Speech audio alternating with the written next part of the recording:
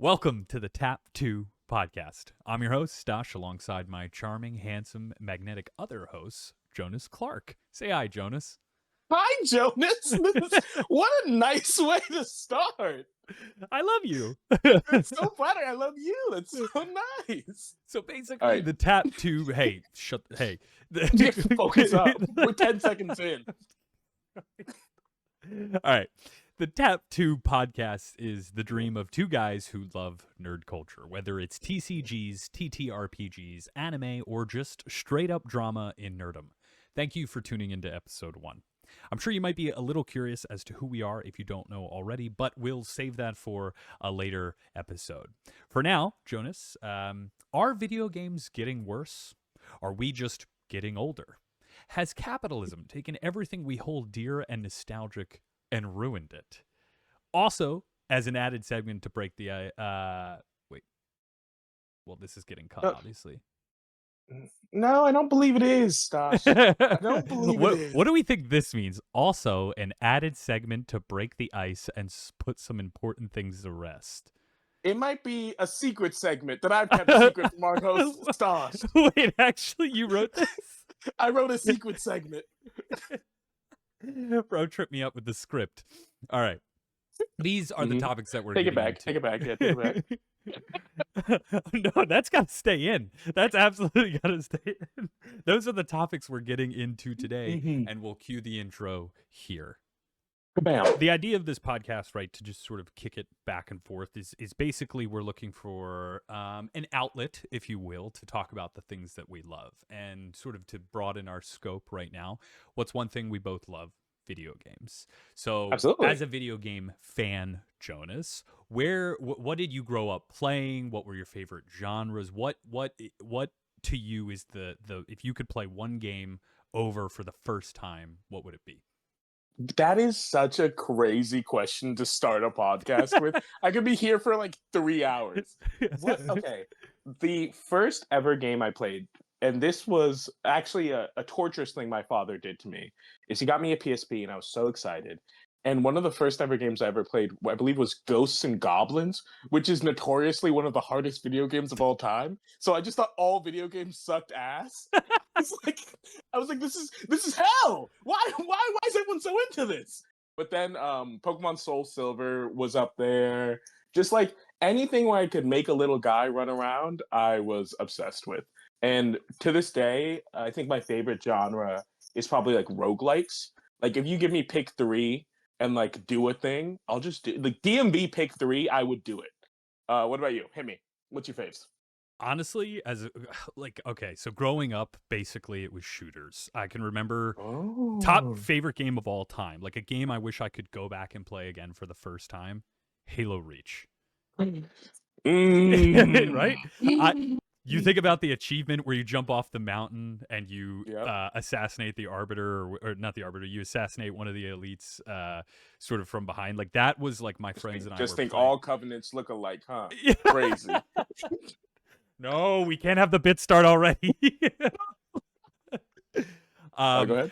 I think for me, like Halo was always one of those things that it was like my first introduction to.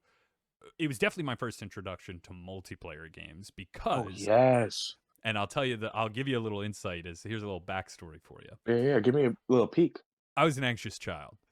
I Oh, bit really? my fingernails. That's weird. We grew up during the 2008 recession. I wonder what is that about? So I used to bite my fingernails, and my mom was like, if you stop biting your fingernails and you kick the habit, I will buy you an Xbox, or you will be allowed to buy an Xbox. Gotcha. And I bought an Xbox, and I was like, Mom, I don't need to play online. I'm not trying to get kidnapped. Yeah, sure. Okay. We had very different worries at the time. I apologize. So I played things like you remember Mercenaries 2? No, you just made that. That's a game they show in like Law and Order. That's like a made up. What are you talking about? Mercenaries 2? Wait. Dude, you don't know Mercenaries 2. I'm gonna throw like a clip of Mercenaries 2 in this section right here. Dude, it was like that clip, because you made that up. So you're gonna go into OBS, design some shit. Yeah, I'm gonna learn how to develop games right now. And no, it was basically did you ever play Just Cause? Yeah, I played Just Cause, It of was kind of course. like Just Cause, where it was like you were dropped in some third world country because the United States deemed it so, and you were in Absolutely, USA. you were in charge of capturing like high value targets and stuff. It was great, Oh, and hell yeah. honestly, it was super fun. And that was sort of my introduction to like real video games. Obviously, I played like the Wii and stuff, and I had a DS and Mario Kart. Mhm. But then then we got for our next birthday, we got Xbox Live. Oh, that's gas. Yeah. So I was chasing achievement points to get the Yeah, Hayabusa yeah. armor in Halo 3. Mm. And then Halo Reach came out and I said, what do I got to do? Whose lawn do I Yeah. have to mow to get that game? How do I make this happen? Yeah. And Yeah. to this day, probably one of my favorite games. Like I played a lot of WoW, not in like not Mhm. since vanilla, sorry. But it's just like I love an MMO. Cancel him. Yeah, Your Honor, he's done. What's yeah? What's so if it's not WoW, since you said you haven't played since vanilla, what's like your MMO of choice? We're I talking like are we still talking like WoW, just like it filled that spot for so long? I honestly, like, WoW was one of those games I kept trying over and over again, where it was Okay. like, I'm gonna like this person's gonna get me into it. It was a friend in high school, then it was like my Mm-hmm. cousin, then it was another friend from high school randomly. Uh, Gotcha. it was I love a game, and we're gonna get into this. I love a Okay. game that keeps you coming back, right? Yeah, yeah. Now I never played old school RuneScape, so I guess you could call me a fake fan. I was gonna say, I feel like RuneScape is probably that. Is that the pick then? For most people, I would probably agree Yeah. with you, but I would say any MMO that keeps you coming back. That's like my favorite Mhm. genre. I love customization. I love professions. Like catch me picking Yeah. weeds and like Catch me herbal getting a herb. job. Yeah, yeah, yeah, Catch yeah, me. yeah, yeah. We yearn for one thing to produce. Yeah. We are put on this planet to do one thing, and that's to bring shareholders value. Your ass better get used to it Until you die, till motherfucker. you die. And when you die, grind your bones into dust. Yeah. so so to give you a little bit of insight of who we are, that Absolutely. where we stand now. Those are good games. I want to hear about a game that is widely regarded as a bad game. And I believe that's what we're going to be talking about today. We are going to be talking a little bit about it today. So, in the sort of process of coming up with this segment, this episode, Mhm. we started to talk a little bit about Highguard. Now, if you're unfamiliar with Mm. Highguard was a game that was announced by Weatherlight Studios back in December. It was at the Game Awards. It was kind of announced towards the end. And it kind of did that classic thing where it announced on a $10,000 computer with an incredible trailer and beta Mhm. test gameplay. Yeah. Yeah. Jeff Keighley was out here. He just like did a quick line and then came out and was like, "This is High Guard. I love High Guard so much. I would die for High Guard." That was that the vibe we were getting? Basically, I'll throw the clip Okay. in here, sort of the introduction to what Highguard was. You know, sometimes our last reveal at the Game Awards is a teaser for something years and years away. But not tonight. Our final world premiere comes from 61 members of the team that built Apex Legends and Titanfall. 4 years ago, the principals founded a new independent studio with the hopes of pushing the shooter genre forward with a new original game. They've done it in complete secrecy, which is even more amazing because the game is very deep into development. The power of independent, self-published studios to push this medium forward is a growing and I think positive theme in our industry. And so tonight, you're not only going to get the announcement of the game, but also your first look at the gameplay. I've played it, and after you see this trailer, I think you're going to want to as well. Welcome to Highguard. But essentially, Apex Legends, but a little different. Now, Okay. the drama is that it was announced in 2025. It was released in February, and then it released late January, and 3 weeks later, it announced massive layoffs. Any thoughts Okay. on that? Before I give you the details, any thoughts on that?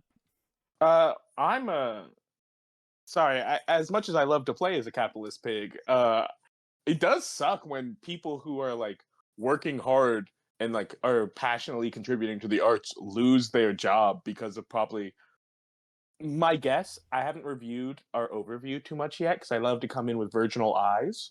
I'm like the audience conduit, right? I'm like, you can view yourself through my eyes. Virginally But is the is yeah, the yeah. It's just when people lose their jobs and are passionate about a project, but also, it's games aren't completely a meritocracy. But if you make a game that's like not that good, maybe we. But here's the thing, right? You should still you shouldn't lay off your entire company because a game is bad. You should be like, we got to make a different game. But then I guess it's hard. Sorry, this is a very complex subject. I'm going back and forth with myself. Yeah, that's my opinions on it are forming.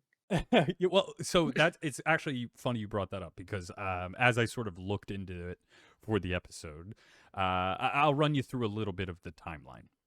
Mhm. So, as the game sort of started to catch criticism, right? A developer claimed that the project had started receiving hate immediately, and he was quoted as saying, in a tweet, "The day leading to the Game Awards 2025 was amongst the most exciting of my life. After 2.5 years of passionately working on Highguard, we were ready to reveal it to the world. And when it was negative, when the feedback was negative, it was constructive and often actionable. But then the trailer came out, and it was all downhill from there. Content creators love to point out the bias in folks who give positive reviews after being flown out for an event, but ignore the fact that when their negative learning content gets ignore the fact that when their negative leaning content gets 10 times more the engagement of the positive, they've got just as much incentive to lean into disingenuous direction."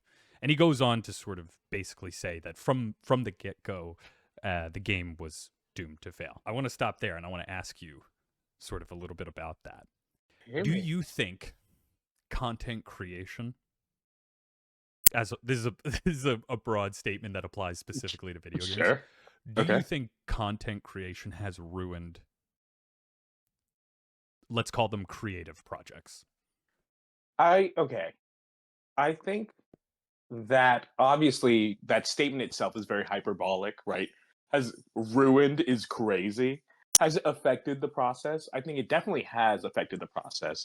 And it's impossible to tell whether it's negative or positive from the view we have, right? Because we do not know how the act of the act of content creation has adjusted the creative process being video games, right? There video games have been both booned and hurt and hurt by content creation for sure. Like my favorite game of like a year or two ago was Balatro, and that was a game that became such a darling because people were making videos about it and were sharing and talking about it. And like Donkey's Animal Well and stuff like that. There's these incredible games that are only getting the love they deserve That was not because that you want to talk about making up a game, bro? Donkey's Animal Well. Donkey, the guy's name is Donkey. The game is Animal Well. All right, this is where we're showing our full baboon ass by like with the games we know nothing about, and Yeah, that's why we're the ones with a podcast. They don't yeah. give anyone podcasts. You should need No, a license to own a microphone. yeah. Well, we applied for it. We got our. Yeah. I'm gonna put our certificate here Yeah. next time. No, but keep going. I'm on the edge of my seat.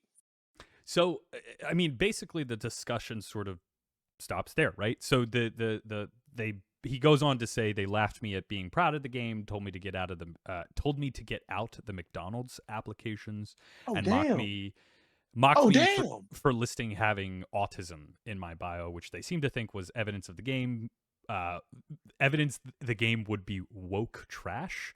Oh All of it my was very god. emotionally taxing. So Jesus. It's you ever okay, I don't Stas. And we like a lot of the same things. So maybe you might have only I don't know how much you've interfaced with Doctor Who with that's not a Magic the Gathering card. Um but I can tell you this. Doctor Who had they did this thing that they've been kind of teetering around for a long time, which is they made a woman doctor, and I was so excited. I was like, "This is gonna be like, I love it."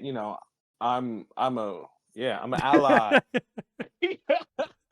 And the problem was, I was so excited to support that, but the season was ass. So I had to be like, I was stuck in line with a bunch of people who were hating because it's a woman. And I was like, whoa, whoa, whoa. I'm not like them. I'm hating because this is a bad season of one of my favorite shows. Right. And it sucks because I've seen some clips of Highguard. I can't lie. I was curious. I wanted to see what was going on. And does the game look good? No, it doesn't. But I don't think it's not good because a dude with autism made it. I think it's not good because it's not a good game. And Yeah. sometimes games are bad. Yeah. But I think it does beg the question, right? Like, Mhm. why are we, before the game even goes live, why are we critiquing it to all hell? Right? Like, Mm. I don't play it, but I often use it as an example when I'm talking about Mm. video games with other people, is that old school RuneScape still to this day has the best method of like feedback implementation, right? Mm. They put I out don't. polls, they Okay. ask the community what they want or what they feel is the best thing, and they Mhm. action on it. Whereas Mm. today, right, and I think the problem is that we see a lot of like Fortnite-ification of games Yeah, yeah. where it's like, how quickly can we get this out? It's been the same joke since we were kids, right? Like the Yeah. new Call of Duty comes out every year. How different is it? Mhm. Well, you It's can Madden, but with guns. yeah. You Yeah. can run up walls now, like stuff like Oh, Black Ops 3 was a huge shift. Listen, that's a crazy one. Advanced Warfare is a crazy one to come into, but I understand. I agree. so. Running up walls changes it. But if Yeah. you're going to like introduce sort of a revolutionary concept to games, Mhm. right? It feels frustrating as someone who partakes in the playing of games to. Yeah. I was just talking about it last night. Do you remember the game Anthem? I See, don't. that Okay, right how do I there put is this? enough How do I of a put this? response Yeah. because Anthem did the same thing. Anthem was supposed to be an open world mech suit shooter RPG. I wanted Anthem more than anything in the world. I I wanted. I would have. I would have burned my childhood home down to play Anthem. Anthem looked so. That 30-minute or whatever gameplay trailer thingy, well, whatever it was. I was like, this game is the future. I would like, and it turns out it was it ass or did it not come out? What was the thing with Anthem? No, okay, so I'm with you. In Uh huh. college, when they announced Anthem, I was like, oh, I'm getting that twinge of hope. I'm getting that Yeah, feeling of like, oh, of there's a joy. game. Yeah, exactly. There's a game that's coming out that I'm really Uh huh. excited to play. And what I've seen so far is carrying its weight. So then Anthem goes through the process, right? They announce the Game Awards, they show you the trailer. There is Yeah. the 30-minute YouTube thing of, hey, Mhm. look at how awesome this gameplay is. But then slowly but surely they started introducing like, oh, well, it's not actually open world. It's more of like a corridor system. And Mm. the loot's a little limited until, we start to add more. So it was just like big promises that ended up not being fulfilled.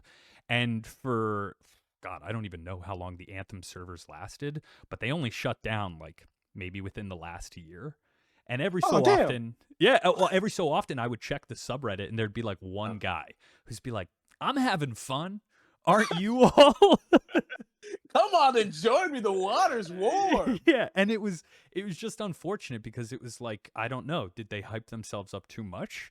Yeah. Did they not get the response that they want, so they canned a bunch of developers? Are they pulling an anime thing like a UFO table situation where they're like, we're gonna put out a lot and we have like 6 people to do it, right? So I don't know. That's obviously we're not. My- Maybe we'll turn into investigative journalists specifically in Oh the yeah, yeah. We'll the lock in. We'll figure this yeah. out. Yeah. My issue, and this is, I just want to take umbrage with something you said earlier that's been kind of playing in the back of my head, and it is, I'm not 100% sure that old school RuneScape, the idea of polling your entire audience and then being like, well, that's what we do. Like them being like, hey, we want fishes to drop like better. We want like rare fishes to drop easier. Or it would be nice if our fast travel system worked quick or whatever.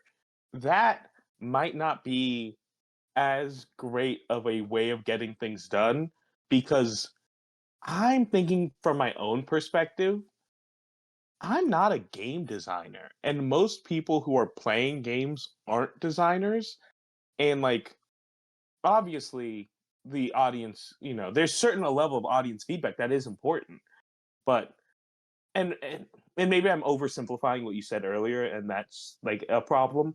But the idea that the audience uh, will tell me that a thing, and then the game designer will just do it, kind of doesn't sit right with me for some reason.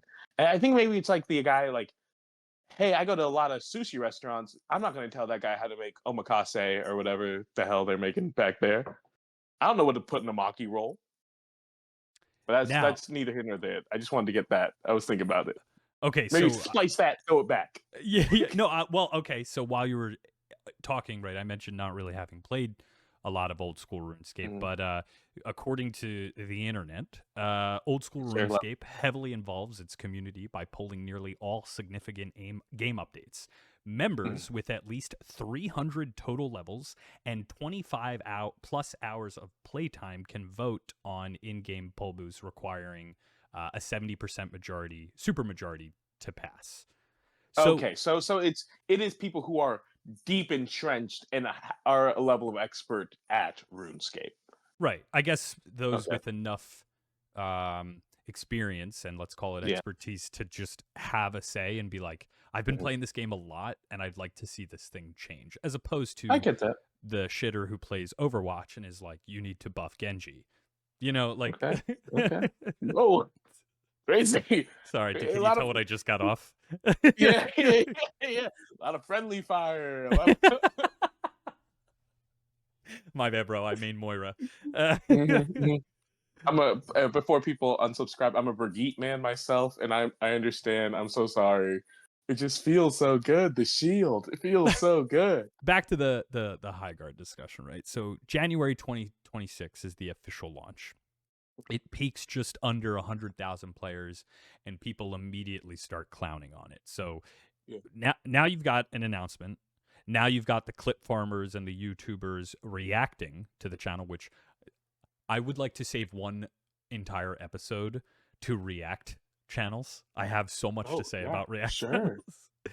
But basically it gets to a point where other game developers, right, are starting to come to its defense, such as Sven Vinky. I'm probably pronouncing that incorrectly.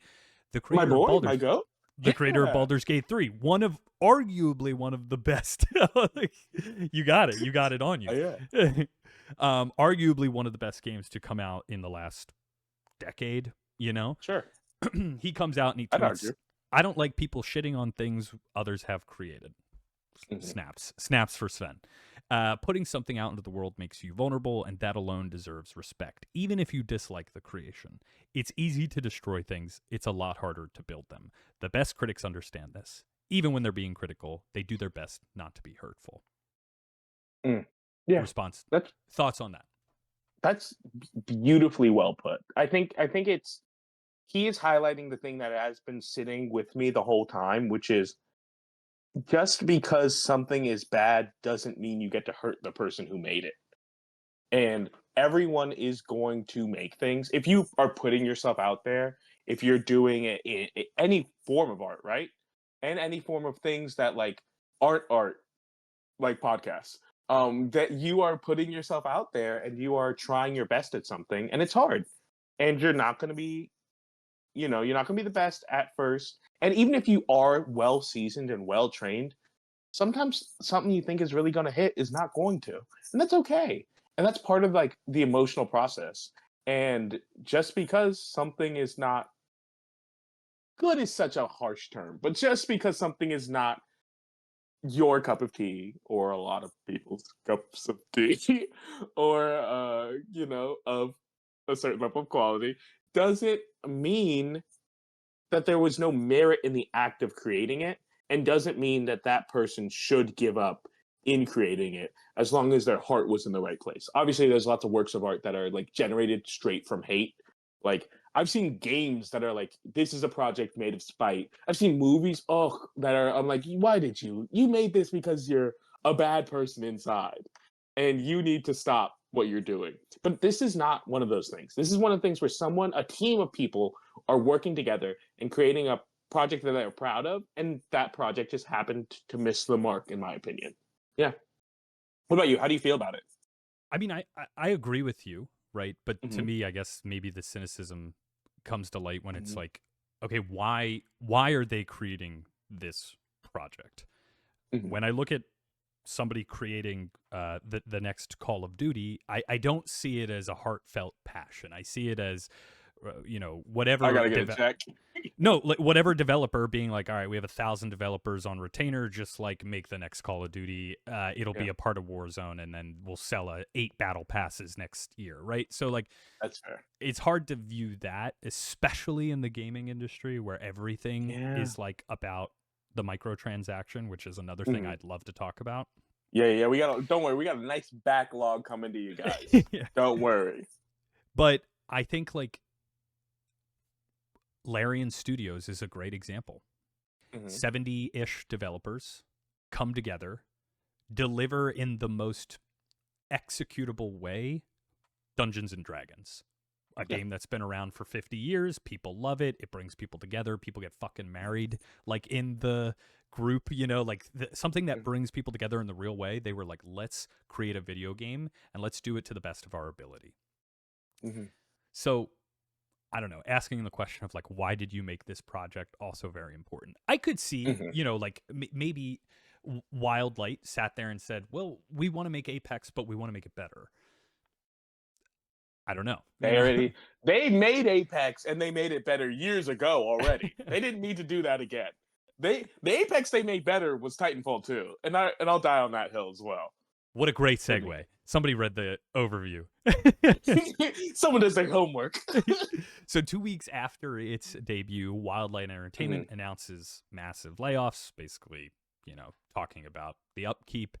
And another reason that the game was received a lot of hype because of its development team, Respawn, the dev responsible for Titanfall, which I think most people who play shooters would agree that's like one of the that's Yes. Oh my that's god. like that's your example. That's your template. Feels A good. giant robot throwing you, just there's nothing like that. And the movement was so peak. There's literally, I know I have like my full nostalgia goggles on right now, but holy shit, that game was gas. It was. Oh.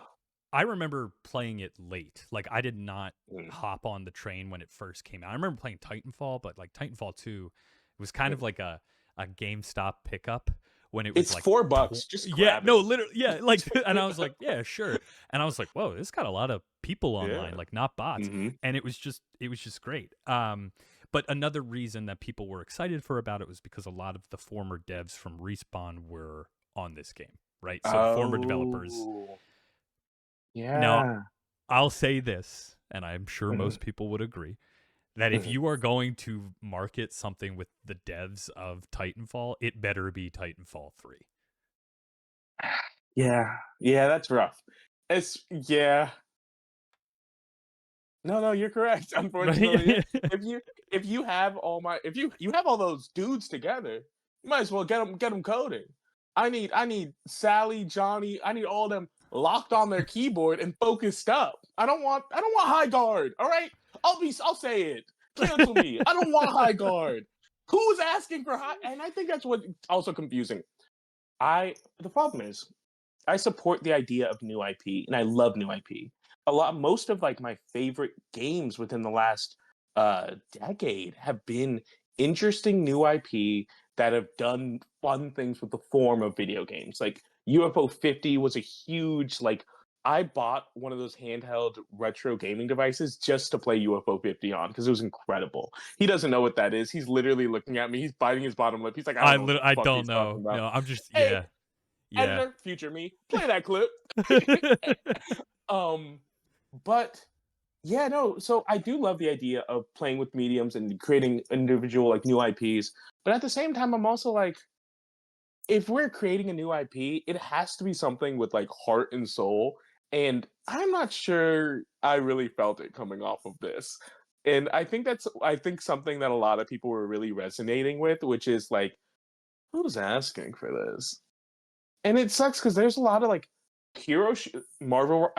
Marvel Rivals had the huge Marvel IP that was really boosting it. But that's a really fun new hero shooter. And but no, I'm not fucking with it, man. I'm not fucking with Highguard. And I'm tired of sitting here and defending Highguard and being like the Highguard guys need a that game didn't look good. And I don't think I'm we're pissed. defending Highguard. I think I'm we're just laying defending out. Highguard. Oh, now you are defending Highguard. So I'm both the defender and the guy getting mad at it. There's two devils on my shoulder and no one's happy. Oh my god. So Sorry. I mean, no, I agree with you. Like, yes, it happened right when Fortnite became peak, and I'm gonna. Mhm. I feel like it's a good example because something changed in 2018, 2017 Yeah. when like Fortnite took off. There was now this sort of idea that game studios had to make the best game in that genre, right? The way Mm. Battle Royale took off, they were like, ah, fuck, we should probably make a Battle Royale. Yeah. And then you get all these carbon copies, and then unfortunately you get all these game companies, some bigger than others, paying these streamers, and these streamers have to sit there and play it and be like, yeah, it's good. It's good, right? Sure. Instead of, I don't know, a game like Marvel Rivals coming out, doing the ad push, and then people actually wanting to play because it has that competitive aspect they're looking for.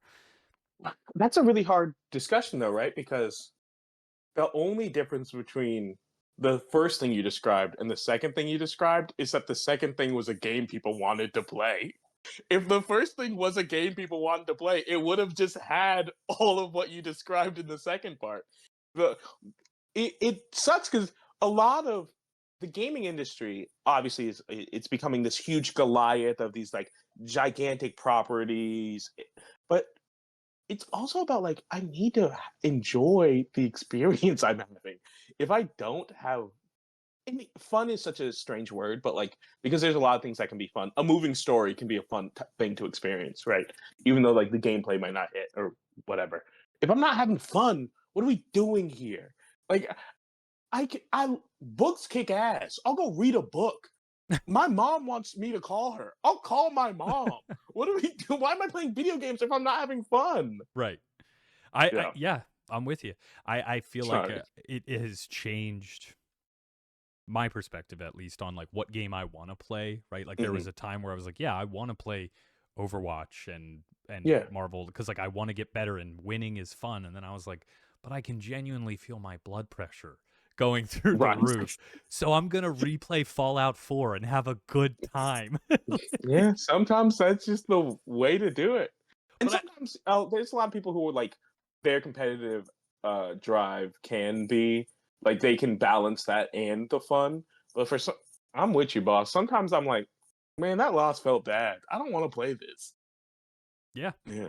And also, And I'm nasty, by the way. If you're watching this and thinking he's not good, he's good. Okay. yeah. Can't prove it. You can't prove it. So Can't prove it. I've Yeah. seen it. I've seen it. I can claim anything. Hey, look, I'll hand this to your hero in Smash. Mm. You want to talk about a dog? But so that sort of Highguard discussion leads into like a bigger thing, right? Is there also a problem, like posed at the top? Is there also a problem with the way games are marketed? Do we feel like studios punch a bunch of money into a really good ad and then fail to deliver? It happens. Remember New World? Yeah. The MMO that like every like Shroud was playing, like all of these creators were playing New World, and then it just ceased to exist. Yeah. And that was New World Amazon? Now I'm forgetting. See, here's interesting part is I'm not as tapped into the Twitch world as you are.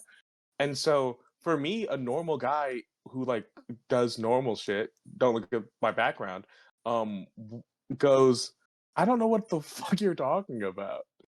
And because there's certain games that like don't escape that bubble. Like if it was Actually, I mean, it's interesting because I listen to a lot of gaming podcasts, watch a lot of gaming stuff. New World really like didn't make a big. It was a flash in the pan. Like you're right, it was a dent. It didn't stick. And I think you still have to pump your money into advertising, right? Because otherwise, do you just let good games die in darkness? Yeah. And what projects do you believe in, and what projects do you support? Yeah. But then does the question come up of like, well, I'm thinking I don't know what the question would be. Maybe I'm thinking of like in a game like Blueprints, which Mhm. I didn't know about until I saw like, I don't know, Smosh Games play it maybe, or somebody Sure. reference it, and I was like, whoa. And then like somebody Mhm. from work mentioned that they played it, so I started looking into it, and I was like, oh, I have never heard of this game, but I'm now seeing like why it's so critically acclaimed. There's a game that was not, you know, to my knowledge, like pushed out there the way these other Yeah. games are, right? It's not buying a Super Bowl commercial for its game, like, you know what I mean? Yeah. So Yeah, the problem with word of mouth advertising is number one, you need to be a good game. And that's difficult because no one's talking about a game that's not good. And number two, you need to really hope that people listen. Because imagine how many games I get told about 90 games a day. And I was literally just telling my friend about like 4 games. that was the And he weirdest was flex, by the way. he, You're what, get just told about 90 you're games. just talking 90 video games a day. Yeah, well, I'm walking down the street, and this guy comes up to me. He's like, well, "You should play Fallout 3. It's set place in DC." And I'm like, "Oh, yeah." Um, no, but you were inundated with, especially being on the internet, we're inundated with these recommendations, and if you're not like an auteur, how do I trust you? How do I be like, "Oh, that's my goat. I should play this game I've never heard of and waste tons of time." And more importantly, be like $30 or 40 or 50 or 60 or 70. Yeah, games aren't cheap today, you know? Games are not cheap. Remember in It's not the GameStop obvious. when the you would walk in and a new game was listed at $59.99 and it came to So like gas. $64.79 cash, and you were like, I got Oh, $65. Here you go. yes, Didn't sir. matter if it was AAA, like it was just that was the price. Oh, And now Call of Duty's like, you can pay a subscription to have better audio. Like, kill me. Like, that's crazy. that's one of the They actually like one of the worst things in the world. they come out and unplug one of my speakers if I try to like play it with the guys Yeah. from Ubisoft just run into my house. Yeah, you get a knock on the door from Geek Squad. They're like, "Yo, we're taking No, out that left amp." cool it. Hey, enjoy playing it in mono. You're like this. Yeah. He's speaking. He's speaking. So, I'm Oh my curious. goodness. Hopefully, people who watch the episode and have gotten and Mhm. made it this far, you're curious around the gaming industry as a whole, right? Sort of what we talked about today was, a game like Highguard that gets all of this hype and then comes out and then doesn't even have a chance to live by the time it makes its debut. What chance does it have in a world where the internet and content influences everything so much, right? Maybe if there was no world in which content creation or streaming was a thing, maybe Highguard would have done well. Like I don't know, it's who's to say, but What is the hope for games that are dead on arrival? Yeah, and that's the question. like yeah. And that's a Well, I will say that's a tough question to think about. But Stosh, I have some other tough questions to think about. Let's transition over to our next segment. okay. Point. Um, Stosh, Yeah. this is as new a podcast it could be. This is episode 1. And what's important for a podcast is that people get to know the people that they are watching on their second monitor. And so Mhm. I have devised a segment for people to get to know you specifically a bit more. And Just this is a me? segment. Well, I'll participate as well. Okay. This is a segment. Well, actually, it's a segment where we will be arguing.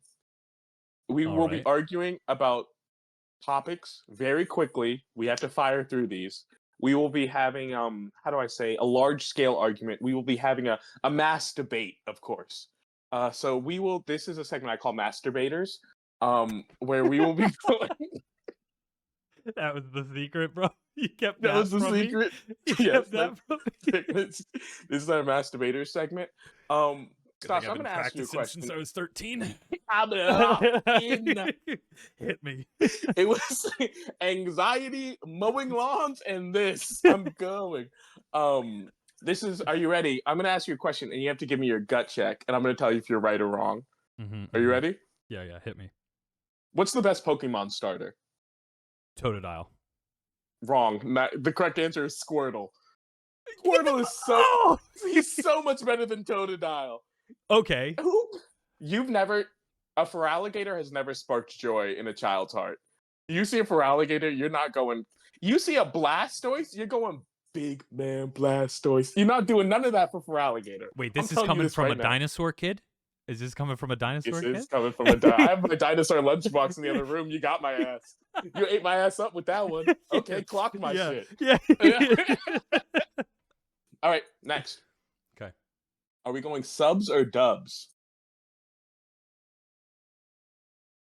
No nuance. Dubs. You want offensive? Dubs.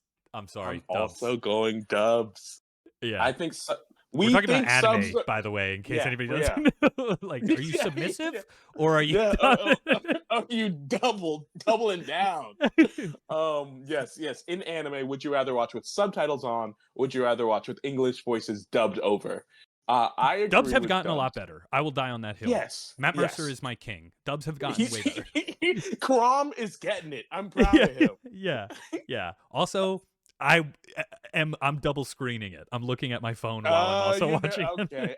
Well, also for me, I feel like it's so easy to love a sub because of like obviously I don't speak Japanese, and maybe some people do speak Japanese, but when you don't, I love foreign films because I mean, look at these glasses. But for people who love like foreign films, it's really easy to fall in love with someone's performance when you can't completely understand what they are saying without the subtitles. So you give them the benefit of the doubt that this is the best performance in that language. And if you think I'm wrong, you can argue with me down below. This segment is also called engagement bait. So let's keep. I got a couple more for you. All ready? GIF or GIF? GIF. I'm I don't also give a shit gifting what it the up. creator says. I don't give a shit. he can suck my ball. I don't care. I like It's my GIF GIF. and my protein shakes because it's motherfucking peanut butter. Get big on them. Yes, sir. Okay, let's keep going, please. PlayStation or Xbox? Xbox. No nuance. PlayStation. Yeah. PlayStation. It was my first like real. So I told the story about biting the nails. Yeah, absolutely. Yeah. I played Aragon on the Xbox. Do you know anything Oh, about wow. that? Do you know anything about Aragon? Oh, I don't know. Right Brother, it's the most Star Wars ripoff shit you could ever imagine. Except it's dragons. Oh, that's the only thing you could add. That got me back in. Actually, that's incredible. My next question is Star Wars or Star Trek? Can I pick neither? Yeah, I was a little fence sitting on this one, but I went Star Wars. Yeah. Yeah. Okay, hold on. I'm going to change my answer to Star Wars simply because the Knights of the Old Republic trailers slap. Sir. Slap. There's so many Star Wars games that are just gas. Incredible. When I say twin got motion, I'm talking about the twins from the Old Republic. Yes, sir. Okay. Would you rather play on a PC or a console? PC. Okay. I'm a little bit more of a console boy. Okay. The Switch, obviously. I'm going to play on the Switch. Nintendo stays winning in the console wars, right? Yeah. You take it out you're on the train. You're at a rooftop party with 4 friends who come over. And you're playing by yourself. You're playing by yourself. You're in the corner. In that Switch commercial, so I don't sound crazy. And last but not least, this is the one that's going to spark the most heated debate. What is the best Dungeons and Dragons class? And you don't get to ask questions about what do you mean best? Do you mean most fun? Do you mean no? I'm saying best. Oh, druid. Follow your heart. Druid. Druid. Just big Yeah. animals? Yeah, or like, yeah, I don't know. Maybe I'm Okay. biased in the sense that it was my first like real character that I played. Absolutely. But like, don't you just love an Earth boy? Don't you love a Yeah, guy who's just in touch with nature?